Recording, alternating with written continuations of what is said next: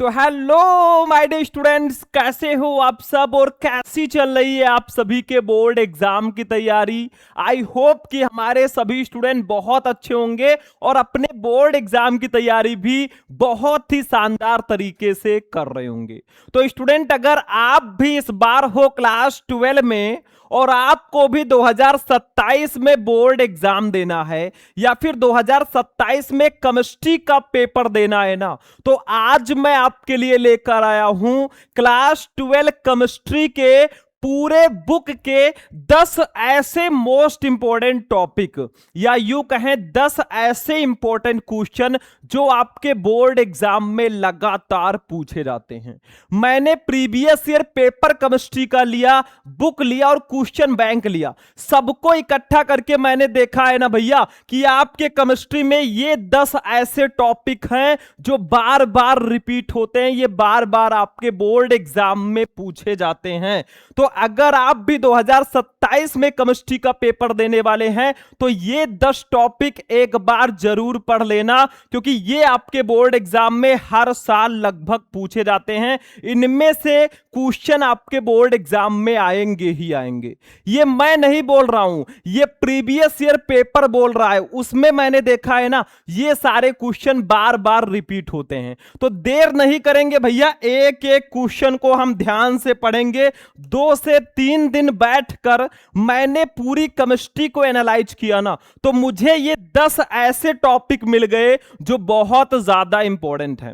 एक एक को मैं आंसर के साथ बताऊंगा, और अगर मैं 2-3 दिन बैठकर ये 10 टॉपिक आपके लिए ढूंढ सकता हूं ना, तो आप भी अपने मम्मी पापा के सपनों को पूरा करने के लिए, अपने टारगेट को पूरा करने के लिए इसको पढ़ नहीं सकते। पढ़ लोगे भैया तो बहुत अच्छी बात है, बाकी आपकी मर्जी। सबसे पहले हम पढ़ेंगे बच्चों विशिष्ट चालकता। ये जो क्वेश्चन है मोस्ट इंपॉर्टेंट है भैया, आपके बोर्ड एग्जाम में कई बार आया है, विद्युत रसायन का क्वेश्चन है। फिर हम पढ़ेंगे फैराडे के विद्युत अपघटन का प्रथम नियम, कई बार आपके बोर्ड एग्जाम में आया है। उसके बाद तीसरा टॉपिक है आभासी एकाणुक अपक्रिया। सबको हम एक एक करके पढ़ेंगे, समय भले ही 1 घंटे लग जाए, लेकिन ये पूरे टॉपिक मैं आपको इस वीडियो में बताने वाला हूं। कॉपी पेन लेकर बैठना भैया, तभी समझ में आएगा। चौथा टॉपिक है वर्नर सिद्धांत। 5वां टॉपिक जो होगा ये वुड्स अपक्रिया और वुड्स फिटिंग अपक्रिया हम पढ़ेंगे। ये नेम्ड रिएक्शन बहुत ज्यादा पूछे जाते हैं, ठीक है।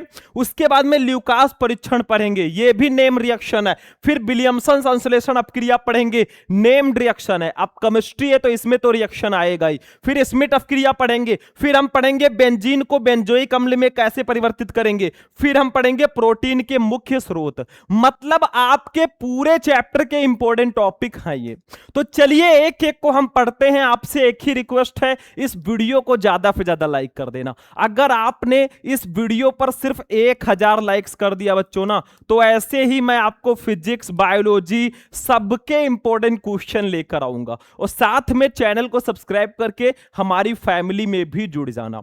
तो चलिए भैया एक एक टॉपिक को पढ़ते हैं। और अगर आप लोग टफ समझोगे कि सर जी केमिस्ट्री टफ है, तो आपको टफ लगेगा। और हमारे साथ अगर पढ़ोगे ना, फुल एंजॉय के साथ हम पढ़ाएंगे, आपकी केमिस्ट्री भी कंप्लीट और आपका क्लास भी शानदार होगा। तो ध्यान से बस पढ़ते चलो।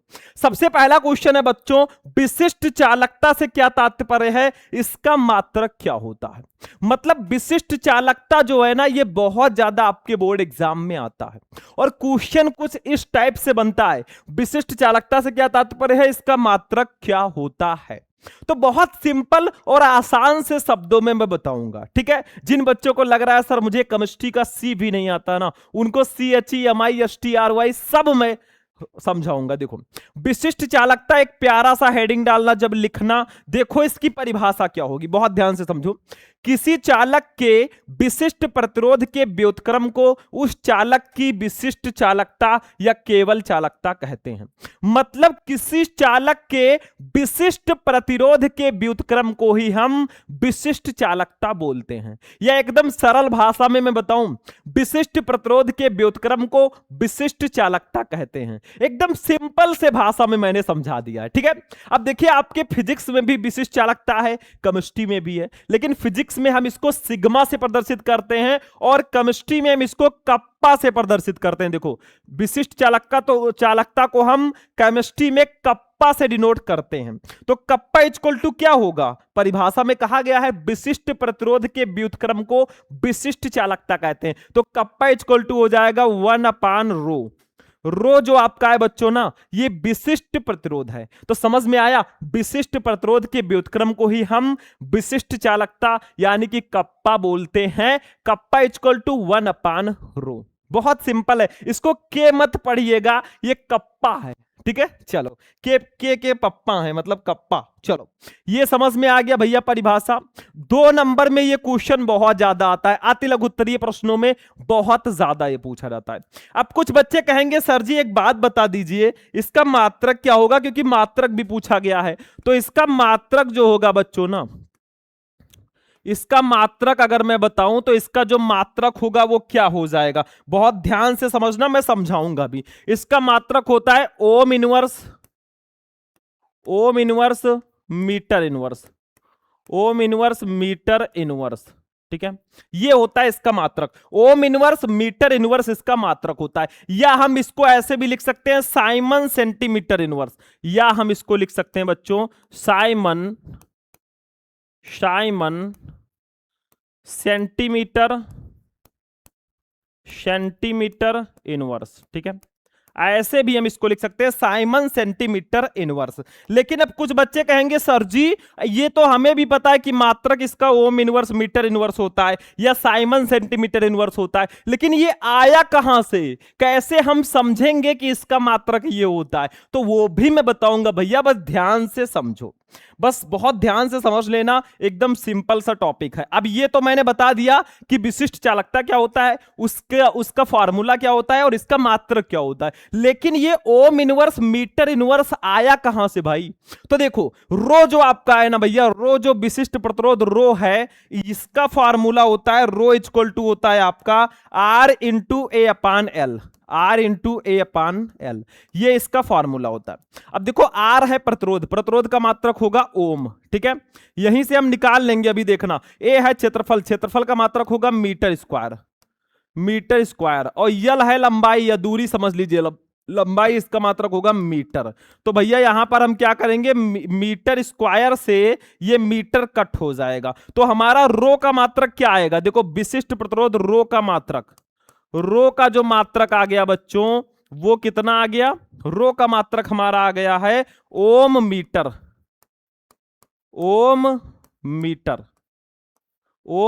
हमारा आ गया बच्चों रो का मात्रक, ठीक है। ये आ गया ओम मीटर हमारे रो का मात्रक। अब चूंकि आपकी जो विशिष्ट चालकता होती है वो विशिष्ट प्रतिरोध के व्युत्क्रम के बराबर होती है, तो ध्यान से समझो भैया, यहां पे जब हम रो के जगह पर ओम इनवर्स रखेंगे ना, तो उसको ऊपर ले जाएंगे तो आपका ओम इनवर्स मीटर इनवर्स हो जाएगा। यही आपके विशिष्ट चालकता का मात्रक होता है। समझ में आया, मतलब रो का मात्रक ओम मीटर आ गया, तो रो के जगह पर अगर हम ओम मीटर रख दें तो उसको ऊपर ले जाओगे तो ओम इनवर्स मीटर इनवर्स होगा, तो यही आपका कप्पा का मात्रक हो जाएगा, ठीक है। तो आपको ये नहीं लिखना है, इसको समझ लो, स्क्रीनशॉट आप लोग ले लो, लेकिन आपको इसको वहां पे नहीं लिखना है बोर्ड एग्जाम में, आपको सिर्फ उतना ही लिखना है जितना मैंने यहां पे बताया है। वो तो मैंने समझाने के लिए आपको बता दिया भैया कि आखिर विशिष्ट चालकता का मात्रक जो है ओम इनवर्स मीटर इनवर्स आया कहां से। समझ में आ रहा है भैया, देखो मैं अपनी तरफ से प्रयास करता हूं कि बिल्कुल सिंपल तरीके से आपको समझाऊं, ठीक है। बाल मेरा हाँ सही है, ठीक है, बिल्कुल सही तरीके से समझाऊं, और समझ में शायद आप भी चुका होगा भाई, छोटे बच्चे हो क्या, इसका स्क्रीनशॉट ले लो। समझ में आ गया, किसी चालक के विशिष्ट प्रतिरोध के व्युत्क्रम को उस चालक की विशिष्ट चालकता कहते हैं। केमिस्ट्री में विशिष्ट चालकता को हम कप्पा से डिनोट करते हैं, कप्पा इक्वल टू 1/ρ। रो आपका क्या है, विशिष्ट प्रतिरोध है, लिख लेना भैया, रो बराबर विशिष्ट प्रतिरोध, मात्रक इसका होगा विशिष्ट चालकता का ओम इनवर्स मीटर इनवर्स या साइमन सेंटीमीटर इनवर्स, ठीक है। चलो इसका स्क्रीनशॉट ले लो, फिर हम सेकंड क्वेश्चन देखेंगे। तो हो गया स्टूडेंट स्क्रीनशॉट। चलिए भैया अब सेकंड वाला क्वेश्चन देखते हैं। सेकंड टॉपिक हमारा क्या है, फैराडे के विद्युत अपघटन का नियम। देख लो भैया अपनी लिस्ट में आपका ये सेकंड नंबर टॉपिक है, तो चलो इसको भी पढ़ लेते हैं भैया। फैराडे जी ने विद्युत अपघटन से संबंधित दो नियम दिए, और पहला नियम आपसे यहां पे पूछा गया है, तो फर्स्ट नियम मैं बता देता हूं, बाकी दूसरा नियम भी चाहिए तो आप लोग कमेंट करना।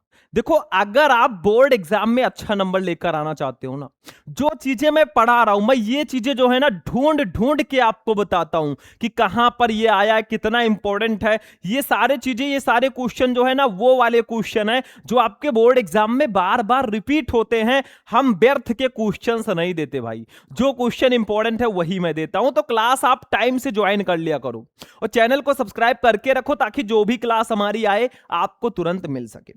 चलो भैया देखते हैं फैराडे का विद्युत अपघटन का प्रथम नियम लिखिए। देखो भैया नियम क्या है पहले समझ लो, फिर मैं फिगर समझाता हूं। देखो नियम क्या है इसको ध्यान से समझो। इस नियम के अनुसार विद्युत अपघटन की प्रक्रिया में किसी इलेक्ट्रोड विशेष पर मुक्त अथवा एकत्रित पदार्थ का द्रव्यमान जो W है वो विलयन में प्रवाहित की गई विद्युत की मात्रा यानी कि कुल आवेश के समानुपाती होती है। अब ऐसे समझ में नहीं आने वाला तो हम क्या ले लेंगे भैया, हम ले लेंगे बच्चों एक जार, हम ले लेंगे ऐसे। देखो ये हमने ले लिया एक जार, ठीक है। इसमें क्या भरा हुआ है, इसमें जो है विद्युत अपघट्य भरा हुआ है। देखो ऐसे ऐसे इस जार में जो है बच्चों विद्युत अपघट्य ऐसे भरा हुआ है। देखो ध्यान से, ये क्वेश्चन मैं आपको शायद पहले भी बता चुका हूं। ये जो आपका विद्युत अपघट्य है ये है क्या आखिर, ये मान लीजिए सोडियम क्लोराइड है, NaCl। NaCl एक विद्युत अपघट्य होता है, ठीक है। अब क्या कहा जा रहा है, इस जार में क्या होगा ध्यान से समझो, दो इलेक्ट्रोड होंगे। एक आपका ये वाला इलेक्ट्रोड हो गया जो इसमें डूबा हुआ है, और दूसरा आपका ये वाला इलेक्ट्रोड हो गया ये भी इसमें डूबा हुआ है, ठीक है। नाम इनको दे देंगे भैया, जैसे सोनू मोनू जो नाम होता है ना वैसे हम इनको भी नाम दे देंगे। एक का नाम होगा बच्चों कैथोड, क्या होगा, एक का नाम होगा कैथोड। इलेक्ट्रोड दो प्रकार के होते हैं, कैथोड और एनोड। कैथोड होगा निगेटिव, एक हो जाएगा मेरे प्यारे बच्चों एनोड। एनोड जो है बच्चों ये पॉजिटिव होगा, ठीक है, ये क्या होगा पॉजिटिव होगा। अब जो यहां पे विद्युत अपघट्य भरा हुआ है भैया ना, इसमें मान लीजिए जो आवेश है वो क्यों है, क्योंकि विद्युत अपघट्य होगा तो उसमें आवेश भी होगा तो क्यों है, ठीक है। अब जब NaCl, देखो जब सोडियम क्लोराइड NaCl इसका जब हम विद्युत अपघटन कराते हैं तो क्या बनता है, सबको पता होगा क्या बनेगा, Na प्लस बनेगा, Na प्लस बनेगा और Cl माइनस बनेगा, Na plus plus Cl minus, ठीक है, ये बनता है, ठीक। तो हमने क्या किया ध्यान से समझो, एक हमने जार ले लिया जिसमें विद्युत अपघट्य NaCl है। अब NaCl का जब विद्युत अपघटन होगा ना तो ये Na प्लस और Cl माइनस आयन में टूट जाएगा, ठीक है। अब तो आयन में टूट रहा है तो इसमें जो विद्युत अपघट्य होगा उसका आवेश Q मान लीजिए। अब जब ये विद्युत अपघटन की प्रक्रिया होगी ना तो क्या कहा जा रहा है, अब यहां पे ध्यान से समझना है। देखो विद्युत अपघटन की प्रक्रिया में किसी इलेक्ट्रोड विशेष पर मुक्त अथवा एकत्रित पदार्थ का द्रव्यमान, जब यहां पे NaCl का विद्युत अपघटन होगा ना तो इलेक्ट्रोड पर जो है कुछ पदार्थ ऐसे एकत्रित होंगे। देखो ये कुछ पदार्थ इकट्ठा होंगे, एकत्रित नहीं समझ में आ रहा है तो ऐसे इकट्ठा होंगे, ठीक है। तो ये इकट्ठा हुए जो पदार्थ की मात्रा है उसको हम लोग मान लेते हैं W है। कितना है, W है। ये एकत्रित पदार्थ की मात्रा मान लीजिए W है, ठीक है। अब नियम को समझो और फॉर्मूला हम लोग निकालते हैं। देखो ध्यान से पूरा नियम समझना, फिगर मैंने बना दिया है। देखो हमने क्या कहा, एक जार ले लिया उसमें NaCl विद्युत अपघट्य है, जब और इसमें दो इलेक्ट्रोड हैं कैथोड और एनोड, इसमें जो विद्युत अपघट्य है उस पर आवेश क्यों है, ठीक है। बाकी देखो विद्युत अपघटन की प्रक्रिया में, इस NaCl के विद्युत अपघटन की प्रक्रिया में इलेक्ट्रोड विशेष पर मुक्त अथवा एकत्रित पदार्थ का द्रव्यमान, इस इलेक्ट्रोड पर जो एकत्रित पदार्थ का द्रव्यमान स्मॉल W है वो विलयन में प्रवाहित की गई विद्युत की मात्रा यानी कि जो कुल आवेश है उसके समानुपाती होती है। यानी कि इस नियम के अनुसार इलेक्ट्रोड पर एकत्रित पदार्थ का द्रव्यमान W समानुपाती जो होगा वो Q के समानुपाती होगा। किसके, क्यू के समानुपाती होगा। वही मैंने लिखा है भैया, विद्युत अपघटन की प्रक्रिया में इस इलेक्ट्रोड पर एकत्रित पदार्थ का द्रव्यमान जो W है वो इस विलयन में प्रवाहित की गई कुल विद्युत की मात्रा यानी कि आवेश के समानुपाती होगा। तो W समानुपाती Q या W अनुक्रमानुपाती Q। समझ में आ रहा है? बहुत सिंपल है भाई। अब देखो क्या करेंगे, हमने फिजिक्स में क्या पढ़ा है, चूंकि Q बराबर क्या होता है, Q इक्वल टू क्या होता है भैया, Q इक्वल टू होता है IT, Q equal to IT। तो हम क्या रख देंगे, ध्यान से समझो, हम यहां पे रख देंगे W समानुपाती Q के जगह पर हमारा हो जाएगा IT। ठीक है, अब जब हम समानुपाती के चिन्ह को हटाएंगे भैया तो हमारा आ जाएगा W बराबर एक स्थिरांक जुड़ जाएगा, वो स्थिरांक होगा बच्चों Z। तो W बराबर ZIT, ये हमारा फॉर्मूला हो जाएगा। यही हमारे फैराडे के विद्युत अपघटन के प्रथम नियम का फॉर्मूला है। बहुत सिंपल है भाई, नियम समझो, फिगर समझो और फॉर्मूला लिख दो। देखो, किसी इलेक्ट्रोड विद्युत अपघटन की प्रक्रिया में किसी इलेक्ट्रोड विशेष पर मुक्त अथवा एकत्रित पदार्थ का द्रव्यमान जो W है वो उस विलयन में प्रवाहित की गई विद्युत की मात्रा यानी कि कुल आवेश Q के समानुपाती होती है। तो W समानुपाती Q। अब चूंकि Q इक्वल टू IT होता है, हमने फिजिक्स में भी पढ़ा है, तो W समानुपाती IT हो जाएगा। जब समानुपाती के चिन्ह को हटाते हैं ना तो एक स्थिरांक जुड़ता है, अब इसमें Z जुड़ जाएगा, स्थिरांक है, तो W बराबर ZIT। अब मैं यहां पे आपको एक चीज बता दूं, फॉर्मूला समझ में आ गया बच्चों? यहां पे Z क्या है, Z क्या है ये जानना बहुत जरूरी है। Z हमारा है बच्चों समानुपाती स्थिरांक, समानुपाती स्थिरांक, क्योंकि ये समानुपाती के जगह पर आया भैया तो समानुपाती स्थिरांक होगा। ठीक है, या इसी को हम लोग बोलते हैं, नाम याद रखना, विद्युत रासायनिक तुल्यांक, विद्युत रासायनिक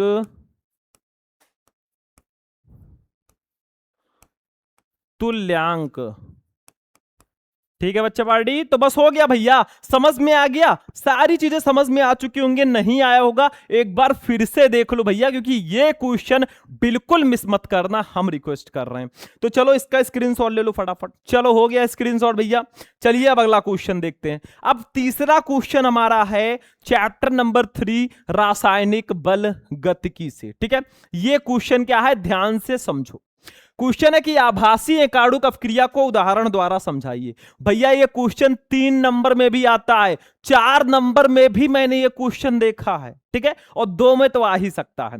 तो देखो भैया, आभासी एकाणुक अपक्रिया क्या होती है, इसको मैं समझाने का प्रयास करूंगा। एक प्यारा सा हेडिंग डालना, आभासी एकाणुक अभिक्रिया, और लिखो वो अभिक्रिया जिसकी कोटि 1 हो परंतु आणविकता 1 ना हो, आभासी एकाणुक अभिक्रिया कहलाती है।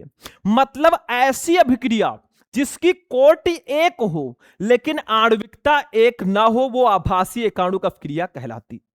देखो ज्यादातर रिएक्शन में हमने देखा है कि अगर अभिक्रिया की कोटि 1 है ना तो आणविकता भी 1 रहती है, लेकिन ये अलग है भैया, ये आभासी एकाणुक अभिक्रिया है। इसमें अभिक्रिया की कोटि 1 होगी लेकिन आणविकता 1 नहीं होगी। जैसे कुछ उदाहरण मैं आपको दे देता हूं भैया, कुछ उदाहरण मैं दे देता हूं। जैसे हम ले लेते हैं चीनी, क्या ले लेते हैं, शर्करा, C12 H22 O11। ठीक है, ये हमने चीनी ले लिया, इसका जल अपघटन करा देंगे, H2O के साथ इसका रिएक्शन करा देंगे। ठीक है, देखो ध्यान से, ये H+ आयन की उपस्थिति में, मतलब जब हम शर्करा का जल अपघटन कराते हैं बच्चा पार्टी ना, तो हमें क्या मिलता है, ग्लूकोज और फ्रक्टोज, C6H12O6 और प्लस आपका मिलता है C6H12O6। ठीक है, O6 यही तो मिलता है भैया। जब हम शर्करा का जल अपघटन करते हैं तो हमें ग्लूकोज और फ्रक्टोज मिलता है। ठीक है, अब देखो ध्यान से,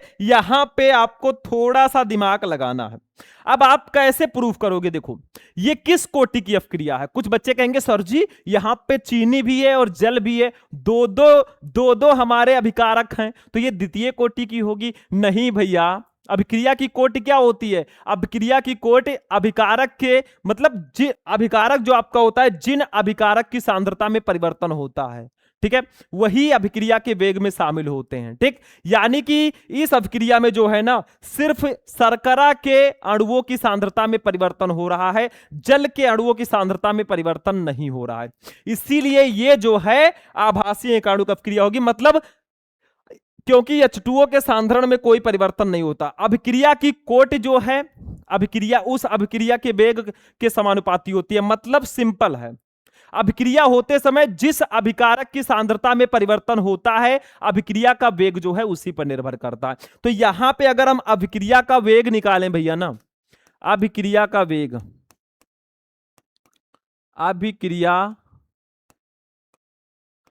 का वेग,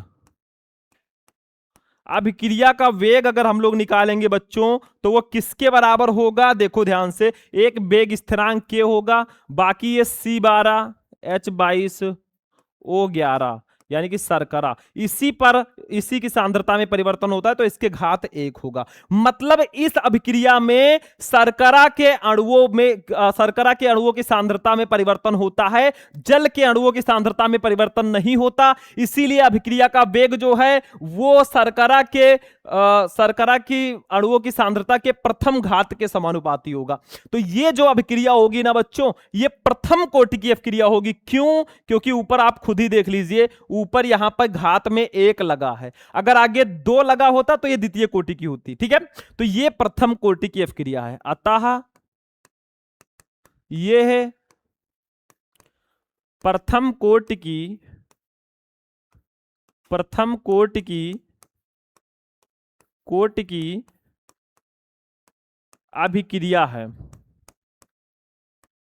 अभिक्रिया है, ठीक है।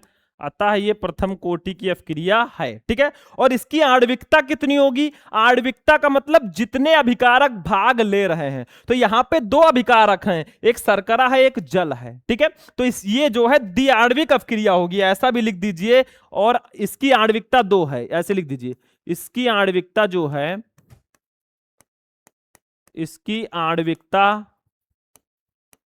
2 है, यानी कि ये द्विआण्विक अभिक्रिया है। ठीक है, इसकी आणविकता जो है 2 है, इसीलिए ये कहलाएगी आभासी एकाणुक अभिक्रिया। क्या कहा गया था? वो अभिक्रिया जिसकी कोटि 1 हो परंतु आणविकता 1 ना हो, आभासी एकाणुक अभिक्रिया कहलाती है। जैसे हमने शर्करा का जल अपघटन कराया तो ग्लूकोज और फ्रक्टोज बना। देखो अभिक्रिया का वेग जो है वो अभिकारक की सांद्रता पर निर्भर करता है, हमें उत्पाद से मतलब नहीं है। तो अभिक्रिया का वेग जब मैंने निकाला तो चूंकि इस अभिक्रिया में सिर्फ शर्करा के अणुओं की सांद्रता में परिवर्तन होता है तो ये इसके प्रथम घात के समानुपाती होगी। तो ये प्रथम कोटि की अभिक्रिया होगी, लेकिन इसकी आणविकता 2 होगी, क्योंकि जब आणविकता की बात आएगी तो दोनों को लिया जाएगा। ठीक, आणविकता का मतलब अभिकारक के कितने अणु शामिल हैं वही उसकी आणविकता होती है। तो देखो वो अभिक्रिया जिसकी कोटि 1 हो परंतु आणविकता 1 ना हो, आभासी एकाणुक अभिक्रिया कहलाती है। ये आप लोग उदाहरण समझ लो भाई। ठीक है, अब देखो इन दोनों अभिक्रियाओं की कोटि 1 है। देखो एक अभिक्रिया तो मैंने बता दिया है, एक कहो तो और बता दूं। ठीक है, देखो कोट 1 है क्योंकि H2O के सांद्रण में कोई परिवर्तन नहीं होता, जबकि इनकी आणविकता 2 है, अतः ये आभासी एकाणुक अभिक्रिया होंगी। मतलब इसकी कोटि 1 है लेकिन आणविकता 2 है, इसलिए ये आभासी एकाणुक अभिक्रिया होगी। एक एग्जाम्पल अगर आप लोग कहो तो मैं और ले लेता हूं भाई, एक एग्जाम्पल और ले लूंगा तो थोड़ा आपको और समझ में आएगा। जैसे हम ले लेते हैं methyl acetate CH3 COO CH3। ठीक है, इसका भी हम करा देंगे जल अपघटन, H2O से इसका रिएक्शन करा देंगे। CH3 COO CH3, इसका भी H2O से हमने करा दिया है बच्चों रिएक्शन। तो ये किसमें टूटेगा वो थोड़ा सा ध्यान से समझना, ये टूटेगा भैया एसिटिक एसिड में। देखो CH3 COOH। ठीक है, और आपका साइड में बन जाएगा बच्चों CH3OH, मेथिल अल्कोहल भी बनेगा। लेकिन हमें उत्पाद से मतलब नहीं है, हमें अभिकारक से मतलब नहीं। हमने मेथिल एसीटेट लिया, इसका जल अपघटन कराया तो हमारा एसिटिक अम्ल और मेथिल अल्कोहल बन गया। मैं नाम बोल दे रहा हूं, नोट कर लेना। ठीक, अब इसमें अगर अभिक्रिया का वेग हम निकालें बच्चों, अभिक्रिया का वेग, अभिक्रिया का वेग, ठीक है, तो अभिक्रिया का वेग अगर हम इसमें निकालेंगे ना तो वही सेम प्रोसेस इसमें भी होगा। कौन सा प्रोसेस? देखो ध्यान से, यहां पे हो जाएगा K और CH3 COO और इसके घात एक ही होगा बच्चों, एक। ठीक है, तो ये प्रथम कोटि की अपक्रिया होगी, लिख दो अभिक्रिया, ये प्रथम कोटि की अपक्रिया है। अतः ये है, ये प्रथम कोटि की अभिक्रिया है। ठीक है, अतः ये प्रथम कोटि की अपक्रिया है, ये प्रथम कोटि की अपक्रिया है भैया। ठीक है, और इसकी आणविकता 2 है, आणविकता इसकी भी 2 होगी, इसकी आणविकता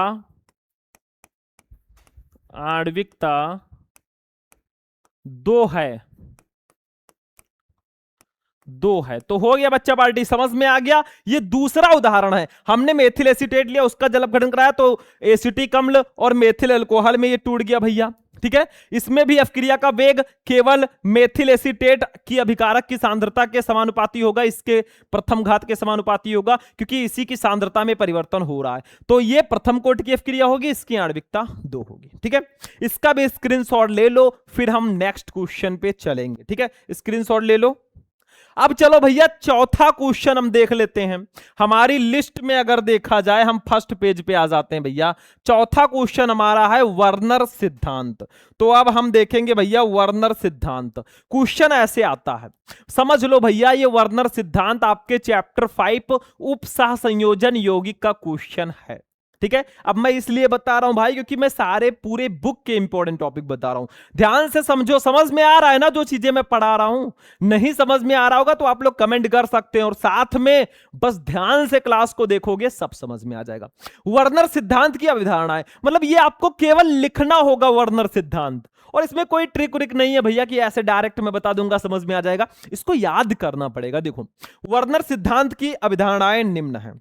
देखो, पहला, उप सहसंयोजन यौगिकों में केंद्रीय धातु परमाणु या आयन 2 प्रकार की संयोजकताएं प्रदर्शित करता है। मतलब उप सहसंयोजन यौगिकों में जो केंद्रीय धातु परमाणु या आयन है वो 2 प्रकार की संयोजकताओं को प्रदर्शित करता है। पहला है प्राथमिक संयोजकता, दूसरा है द्वितीयक संयोजकता। ठीक है, अब इसी के बारे में आपको 3 4 5 पॉइंट लिखने हैं। दूसरा, धातु में अपनी प्राथमिक संयोजकताओं और द्वितीयक संयोजकताओं अर्थात दोनों प्रकार की संयोजकताओं को संतुष्ट करने की प्रवृत्ति होती है।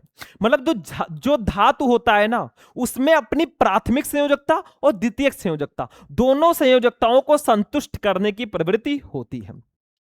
प्राथमिक संयोजकताएं ऋणावेशित परमाणुओं या समूहों द्वारा संतुष्ट होती हैं। जो प्राथमिक संयोजकता होगी वो ऋणावेशित परमाणुओं या समूहों के द्वारा संतुष्ट होगी। समझ में आ रहा? बस समझना है सिर्फ इसको। आगे देखो, द्वितीयक संयोजकताएं विद्युत उदासीन अणुओं या विद्युत आवेशित परमाणुओं या समूहों द्वारा संतुष्ट होती है। मतलब जो द्वितीयक संयोजकताएं होंगी वो विद्युत उदासीन अणुओं या विद्युत आवेशित परमाणुओं या समूहों द्वारा संतुष्ट होती है। दोनों पॉइंट का स्क्रीनशॉट ले लो। फिर देखो भैया तीसरा, प्राथमिक संयोजकताएं आयननीय और द्वितीयक संयोजकताएं अनायनीय होती हैं। ये सब आप पॉइंट बस याद रखो भैया, नंबर आपका फिक्स है। ठीक है, चौथा देखो, धातु द्वारा प्रदर्शित द्वितीयक संयोजकताओं की संख्या साधारणतया एक निश्चित संख्या होती है। मतलब धातु के द्वारा प्रदर्शित जो द्वितीयक संयोजकताओं की संख्या होगी वो प्रायः एक निश्चित संख्या होगी। किसी धातु द्वारा प्रदर्शित द्वितीयक संयोजकताओं की संख्या उसकी उपसह संयोजन संख्या या समन्वय संख्या कहलाती है। क्वेश्चन आता है भैया, उपसह संयोजन संख्या क्या है या समन्वय संख्या क्या है? तो देख लो, किसी धातु द्वारा प्रदर्शित द्वितीयक संयोजकताओं की संख्या उसकी उपसह संयोजन संख्या या समन्वय संख्या कहलाती है। केंद्रीय धातु से सीधे परिबद्ध परमाणुओं या समूहों की संख्या उसकी द्वितीयक संयोजकताओं की संख्या अर्थात उपसह संयोजन संख्या होती है। धातुओं की उपसह संयोजन संख्याएं प्रायः 2 4 या 6 होती हैं। 8 10 या 12 की उपसह संयोजन संख्याएं दुर्लभ होती हैं। मतलब जो धातुओं की उपसह संयोजन संख्याएं हैं वो 2 4 या 6 होती हैं। 8 10 या 12 की उपसह संयोजन संख्याएं बहुत कम देखने को मिलती हैं। लास्ट पॉइंट पांचवा, धातु की द्वितीयक संयोजकताएं धातु की चारों ओर त्रिविम आकाश में एक निश्चित ज्यामितीय ढंग से व्यवस्थित होती हैं। ठीक है, चलो आप लोग इसका स्क्रीनशॉट ले लो। हो गया स्टूडेंट स्क्रीनशॉट। चलिए भैया अगला क्वेश्चन देखते हैं, क्वेश्चन नंबर 5। अब हम आ चुके हैं भैया अपने ऑर्गेनिक केमिस्ट्री पे, यानी कि फर्स्ट केमिस्ट्री हमारा हो चुका है, अब सेकंड केमिस्ट्री पे हम लोग आ चुके हैं। और इसमें भाई रिएक्शन ना हो ऐसा कैसे हो सकता है? हमारे चैप्टर 5 से लेकर चैप्टर 6 से लेकर चैप्टर 10 तक आपके रिएक्शंस होते हैं, चैप्टर 9 तक।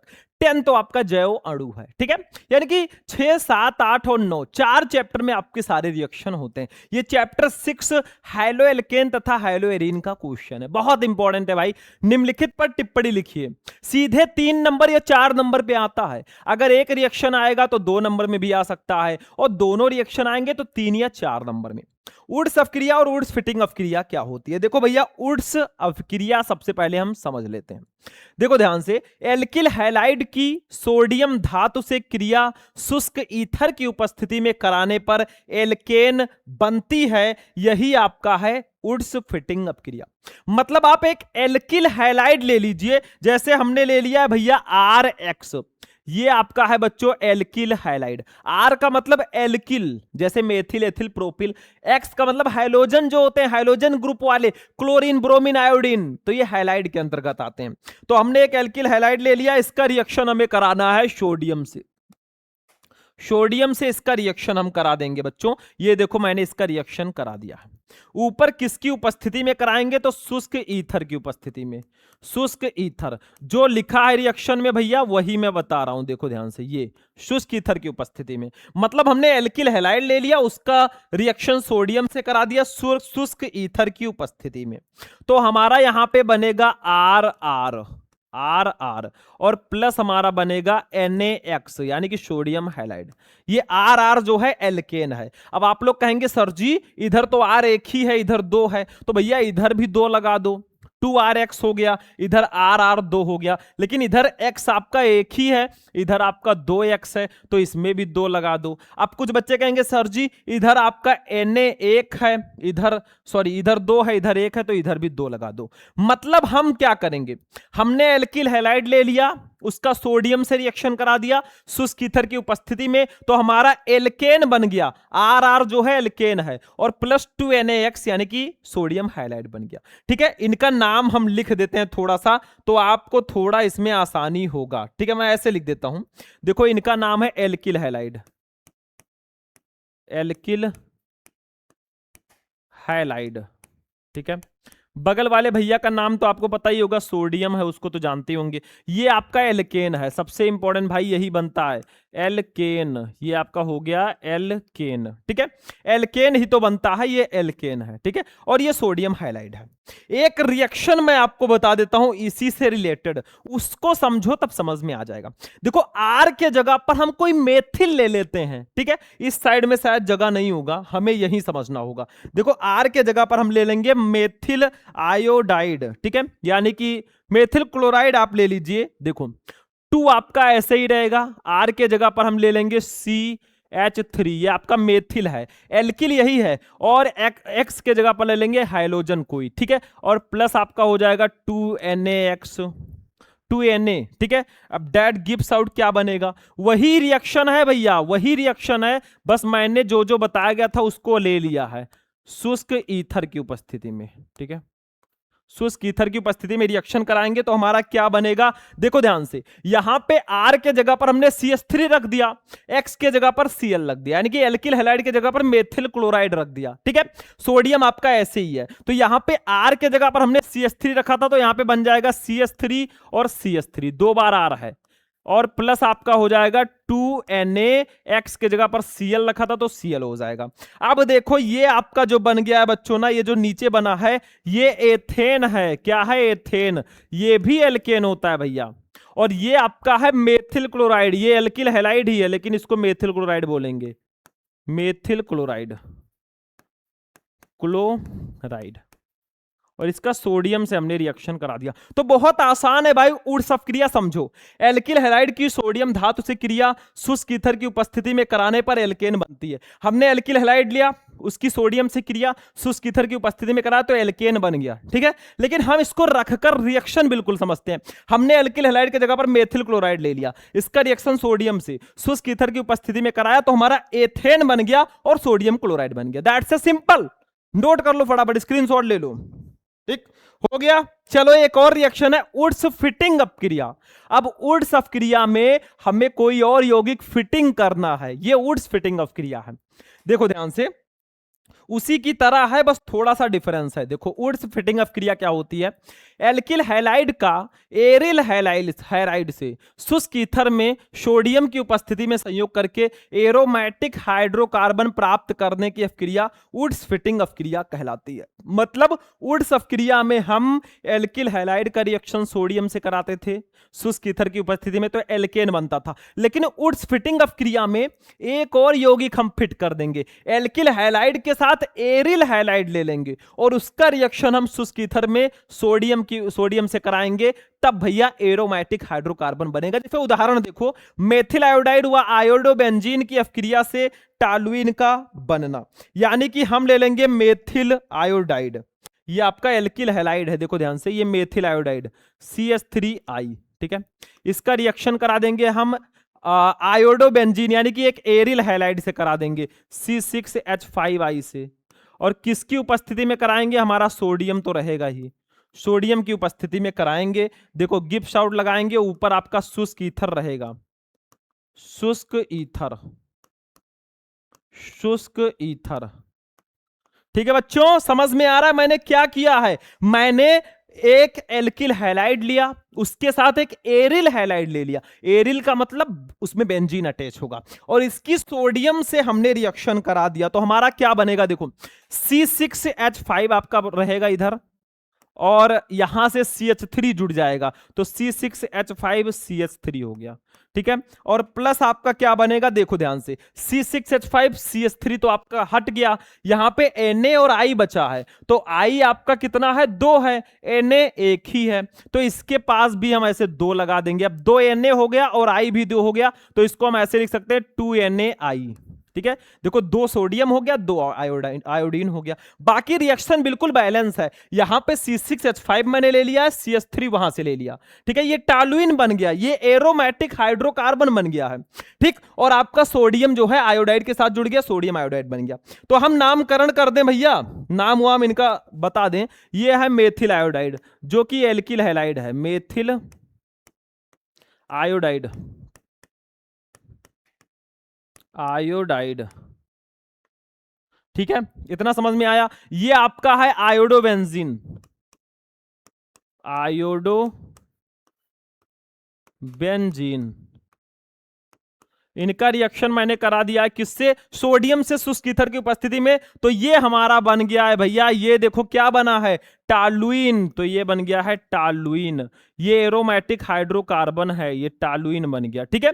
तो इसी को हम बोलते हैं वुड्स फिटिंग अपक्रिया। मतलब इसमें हम एल्किल हैलाइड लेंगे, उसका एरिल हैलाइड के साथ सोडियम से शुष्क ईथर की उपस्थिति में रिएक्शन कराएंगे तो टॉलुइन बनेगा, यही है वुड्स फिटिंग अपक्रिया, ठीक। तो हमने मेथिल आयोडाइड लिया, आयोडोबेंजीन लिया, उसका सोडियम से रिएक्शन कराया शुष्क ईथर की उपस्थिति में, तो एरोमेटिक हाइड्रोकार्बन बना टॉलुइन और सोडियम आयोडाइड बन गया। चलो भैया नोट कर लो, बहुत आसान सा था। अगले वाले हम क्वेश्चन पे चलेंगे। चलो भैया, हमारे लिस्ट में नेक्स्ट वाला जो क्वेश्चन है काफी ज्यादा इंपॉर्टेंट है भैया, 6 नंबर क्वेश्चन, वो है ल्यूकास परीक्षण। ल्यूकास टेस्ट क्या होता है, बहुत आसान है, इसके द्वारा ना हम एल्कोहलों में डिफरेंस करते हैं। जैसे एल्कोहल जो है 3 प्रकार के होते हैं, प्राथमिक, द्वितीयक और तृतीयक।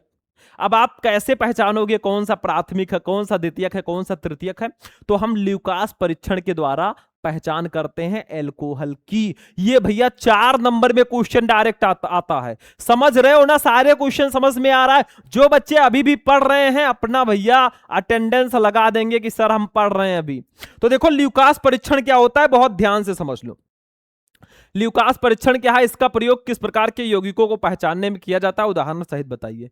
भाई इसका उपयोग एल्कोहल को पहचानने में करते हैं। देखो ल्यूकास परीक्षण हेडिंग डालो ऐसे, लिखो, ये प्राइमरी, सेकेंडरी तथा टर्सरी अल्कोहलों में विभेद करने की अत्यंत सरल विधि है। मतलब ल्यूकास जो परीक्षण है, ये प्राथमिक, द्वितीयक और तृतीयक अल्कोहल में अंतर यानी कि विभेद करने की सबसे सरल विधि है।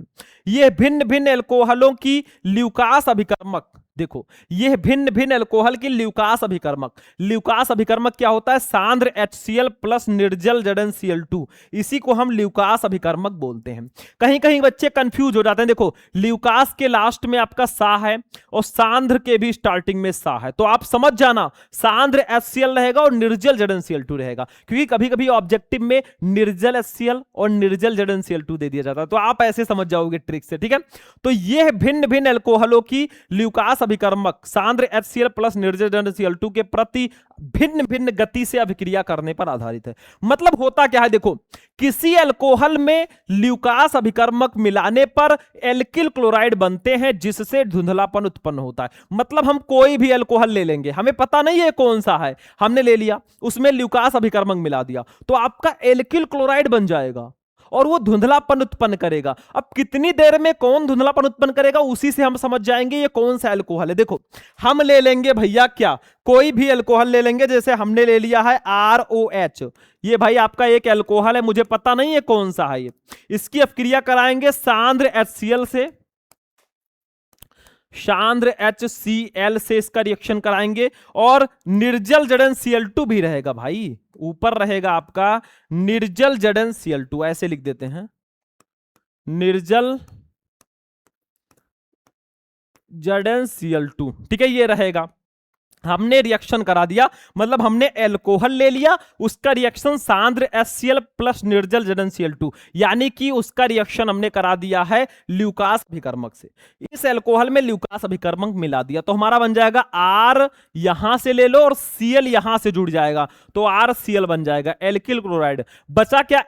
HO बचा, यानी कि H2O बचा, ठीक है। तो जब हमने भैया एक अल्कोहल ले लिया, वहां पे इसका रिएक्शन ल्यूकास अभिकर्मक से करा दिया, तो ये एल्किल क्लोराइड बना है, एल्किल क्लोराइड, एल्किल क्लोराइड, ठीक है। तो हम सिंपली बता देते हैं, हमने एक अल्कोहल लिया, हमें पता नहीं है ये प्राथमिक है, द्वितीयक है या तृतीयक है, उसमें हमने ल्यूकास अभिकर्मक मिला दिया, तो हमारा एल्किल क्लोराइड बन गया। और जब एल्किल क्लोराइड बनेगा ना, तो धुंधलापन उत्पन्न होगा। अब हम पहचानेंगे ये कौन सा अल्कोहल है। आप लोग इसका स्क्रीनशॉट ले लो। देखो अब देखो, कमरे के ताप पर टर्सरी अल्कोहल तुरंत धुंधलापन उत्पन्न करेंगे। देखो अगर ये अल्कोहल जो है, जो मैंने साइड में लिया था, अगर ये तृतीयक अल्कोहल होगा ना, तो तुरंत धुंधलापन उत्पन्न करेगा। ता से तृतीयक, ता से तुरंत, तो समझ जाना तृतीयक अल्कोहल तुरंत धुंधलापन उत्पन्न करेगा जैसे ही रिएक्शन होगा। दूसरा, कमरे के ताप पर सेकेंडरी अल्कोहल 5 से 10 मिनट बाद धुंधलापन उत्पन्न करते हैं। मतलब अगर यहां पे ये वाला जो मैंने अल्कोहल लिया है ना, अगर ये द्वितीयक अल्कोहल होगा, तो आपका 5 से 10 मिनट बाद धुंधलापन उत्पन्न होगा। दा से द्वितीयक, दा से 10 मिनट बाद। ये ट्रिक मैं बता रहा हूं ताकि आपको याद रहे। और कमरे के ताप पर प्राइमरी अल्कोहल धुंधलापन उत्पन्न नहीं करते, अतः विलयन पारदर्शक होता है। और अगर ये प्राथमिक अल्कोहल होगा ना, तो ये धुंधलापन उत्पन्न करेगा ही नहीं और विलयन पारदर्शक होगा। समझ में आ गया? तो अगर तृतीयक होगा तो तुरंत धुंधलापन उत्पन्न होगा, अगर द्वितीयक होगा तो 10 मिनट बाद, और अगर प्राथमिक होगा तो नहीं होगा भैया उत्पन्न। ये ट्रिक याद रखना भाई, तुरंत वाला, ठीक। तो इसका भी स्क्रीनशॉट आप लोग ले लो, फिर हम अगले क्वेश्चन पे चलेंगे। इसका ले लो, फिर इसका ले लो। अब हम चलते हैं अगला क्वेश्चन भाई, ये भी बहुत इंपॉर्टेंट है, बहुत इंपॉर्टेंट है। विलियमसन की संश्लेषण विधि, अल्कोहल, फिनॉल एवं ईथर का ये क्वेश्चन है, मतलब चैप्टर नंबर 7 का। देखो विलियमसन की संश्लेषण विधि द्वारा डाई एथिल ईथर बनाने की विधि एवं रासायनिक समीकरण दीजिए। भाई बहुत आसान है, आपको करना क्या है, सोडियम एथॉक्साइड को एथिल आयोडाइड के साथ गर्म करने पर डाई एथिल ईथर बनता है। हमें ले लेना सोडियम एथॉक्साइड C2H5OCONA, यानी कि ये है आपका सोडियम एथॉक्साइड। इसकी अपक्रिया एथिल आयोडाइड यानी कि C2H5I से करा देना है, ठीक है। मतलब इसको गर्म कर देना है, बहुत सिंपल है मेरे भाई, इसको गर्म कर दिया। अब क्या होगा भैया, ध्यान से समझो, यहां पे C2H5 आपका है ही, O भी हम ले लेंगे, और ये जो C2H5 है ना, ये जो है ये भैया अपने पास बुलाएंगे, तुम मेरे पास आ जाओ, तो ये हो जाएगा C2H5, इसी में जुड़ गया, ये डाई एथिल ईथर बन गया, प्लस बचा क्या यहां से Na भैया। अब जब ये C2H5 इसमें चला गया है ना, तो सोडियम भैया इधर आ जाएंगे, तो सोडियम और आयोडाइड मिल जाएंगे, तो NaI बन जाएगा, सोडियम आयोडाइड। ठीक, तो इसी तरह हम बना देते हैं, देखो डाई एथिल ईथर, ये आपका है डाई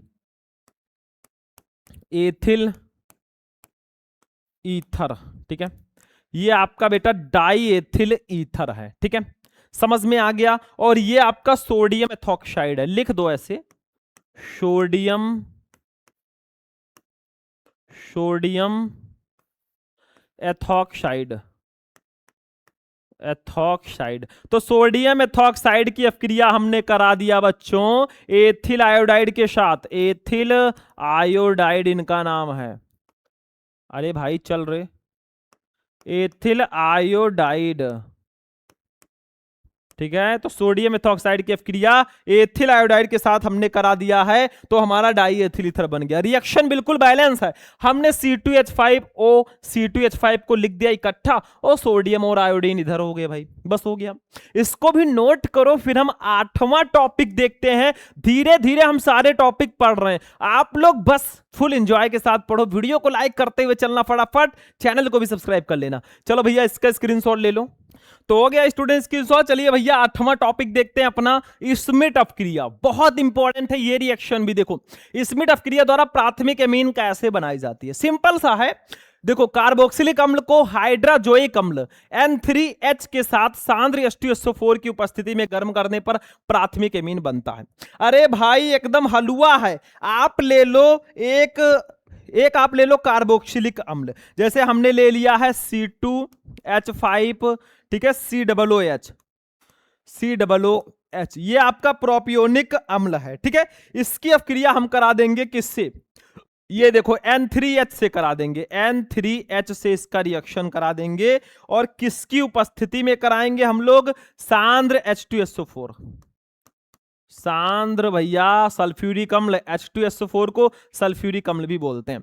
तो हमने क्या किया है भाई, वही तो हमने एक ले लिया कार्बोक्सिलिक अम्ल, कार्बोक्सिलिक अम्ल के जगह पर हमने प्रोपियोनिक अम्ल ले लिया। ठीक है, ये हो गया। उसके बाद में इसकी अपक्रिया हाइड्रोजोइक अम्ल के साथ करा दी, तो आपका क्या बनेगा, C2H5 यहां से ले लो, C2H5 हमने ले लिया। देखो ये C2H5, यहां से एक N ले लो, हमने ले लिया, यहां से H ले लो, हमने ले लिया, एक H यहां से भी उठा लो, तो ये आपका बन गया एथिल अमीन। अब बचा क्या, देखो C2H5 ले लिया, N ले लिया, H उठा लिया, ये COO बचा, यानी कि कार्बन डाइऑक्साइड, और N2 बचा, तो इसको ऐसे लिख देंगे CO2 और प्लस N2, ये आपका बन गया भाई। और इस प्रकार से हमने यहां पे क्या बना दिया है, हमने यहां बना दिया है प्राथमिक एमीन, इसका नाम है बच्चों बड़ी एथिल एमीन, एथिल एमीन। और इनका नाम आपको पता ही है प्रोपियोनिक अम्ल, प्रोपियोनिक अम्ल, क्योंकि COOH पीछे लगा है, तो ये आपका कार्बोक्सिलिक अम्ल होगा, ये तो आपको पता होगा, छोटी छोटी बातें। फिर इसका हमने हाइड्रोजोइक अम्ल के साथ रिएक्शन करा दिया, हाइड्रोजोइक अम्ल, हाइड्रोजोइक अम्ल।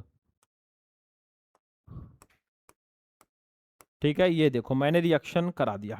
तो सिंपल सा है भाई, एक कार्बोक्सिलिक अम्ल ले लो, जैसे मैंने प्रोपियोनिक अम्ल ले लिया, इसका हाइड्रोजोइक अम्ल N3H के साथ सांद्र सल्फ्यूरिक अम्ल की उपस्थिति में रिएक्शन करा दो, एथिल अमीन बन गया, कार्बन डाइऑक्साइड और नाइट्रोजन गैस हो गया। ठीक है, ये आपका रिएक्शन बिल्कुल बैलेंस है। चलो इसको भी नोट करो, टाइम वेस्ट नहीं करेंगे, अगले टॉपिक पे चलेंगे। टॉपिक नंबर 9 भाई, रिएक्शन है, बहुत ज्यादा आता है ये क्वेश्चन, दो टाइप से आता है। देखो आप बेंजीन को बेंजोइक अम्ल में कैसे परिवर्तित करेंगे, कैसे प्राप्त करोगे, के रिएक्शन में भी आता है, डायरेक्टली भी ये 2 नंबर 3 नंबर में आता है, या फिर आप टालुइन से बेंजोइक अम्ल कैसे प्राप्त करोगे, दोनों टाइप से क्वेश्चन आता है। तो हम ले लेंगे भैया एक बेंजीन, देखो ये आपका जो है बच्चों ना, ये देखो ध्यान से, ये आपका एक बेंजीन है, ऐसे कर दो, ऐसे कर दो, ऐसे कर दो, एक बेंजीन मैंने ले लिया, उसका रिएक्शन हम कराएंगे, बहुत ध्यान से समझना, इसका रिएक्शन हम किसके साथ करा रहे हैं, ऊपर किसकी उपस्थिति होगी, CH3Cl, यानी कि मेथिल क्लोराइड की उपस्थिति है, और नीचे निर्जल AlCl3, निर्जल AlCl3, इसकी उपस्थिति में हमने करा दिया बच्चों रिएक्शन, तो एक मध्यवर्ती यौगिक बन जाएगा। देखो ध्यान से यहां पे ये आपका एक कंपाउंड बन जाएगा भैया। यहां से CH3 जो है ऊपर जुड़ जाएगा, तो ये बन जाएगा बच्चा पार्टी टॉलुइन बन गया। क्या बन गया? टॉलुइन बन गया। ठीक, हमने क्या किया है, बहुत ध्यान से समझो। यहां पे हमने एक बेंजीन ले लिया, ये आपका बेंजीन है। इसका फॉर्मूला भी आप जानते होंगे, नहीं जानते हो क्या? C6H6, यही तो बेंजीन का फॉर्मूला होता है। पता है कि नहीं पता है? ठीक है, इसकी अपक्रिया हमने मेथिल क्लोराइड के साथ निर्जल AlCl3 की उपस्थिति में करा दिया, तो ये टॉलुइन बन गया। ये क्या बना है? टॉलुइन। टॉलुइन बन गया। ठीक है, बन गया कि नहीं बन गया? इतना समझ में तो आ रहा होगा बच्चों, छोटे बच्चे नहीं हो। अब हम क्या कराएंगे, फिर से इसका रिएक्शन करा देंगे। फिर से इसका रिएक्शन कराएंगे KMnO4 पोटेशियम परमैंगनेट के साथ इसका ऑक्सीकरण करा देंगे O। अब हमारा एक और कंपाउंड बन जाएगा, उसको समझना थोड़ा सा। यहां पे ऐसे बेंजीन रिंग बनेगा जैसा उसमें था, ये और ऊपर क्या जुड़ जाएगा? अब यहां पे ध्यान से समझना, बहुत ध्यान से। ठीक है, ऊपर जुड़ जाएगा CO ले लेंगे यहां से, फिर यहां से O उठा लेंगे, मतलब ये आपका हो जाएगा COOH। ये बन जाएगा भैया। ये इसको क्या बोलते हैं? इसको बेंजोइक अम्ल हम बोलते हैं। ठीक है, तो इसका नाम हम लिख देंगे बेंजोइक अम्ल। बेंजोइक अम्ल, बेंजोइक अम्ल। ठीक है, तो सिंपल सा क्वेश्चन था। आप बेंजीन को बेंजोइक अम्ल में कैसे परिवर्तित करेंगे? तो हम बेंजीन ले लेंगे, उसका मेथिल क्लोराइड और निर्जल AlCl3 से रिएक्शन कराएंगे, तो टॉलुइन बन जाएगा। ठीक है, अब टॉलुइन से ऐसा क्वेश्चन अगर आएगा, टॉलुइन से बेंजोइक अम्ल कैसे प्राप्त करेंगे, तो यहां से आप रिएक्शन लिख देना।